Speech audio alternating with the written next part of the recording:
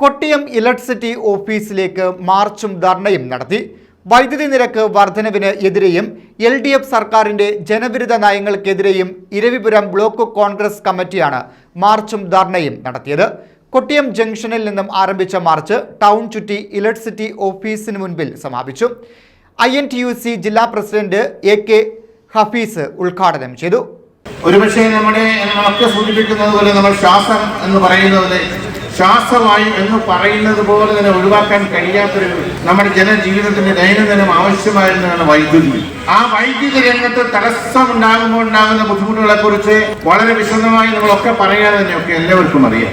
ഇന്ന് തകർന്നടിഞ്ഞ് നാളുകളിൽ ഇതിന്റെ സ്ഥിതി എന്തായിരിക്കും എന്ന് പോലും പറയാൻ കഴിയാത്ത തരത്തിലേക്ക് കേരളത്തിലെ KSEB എത്തി നിൽക്കുന്നു. മാർച്ച് ഇലക്ട്രിസിറ്റി ഓഫീസിന് മുന്നിൽ പോലീസ് തടഞ്ഞു.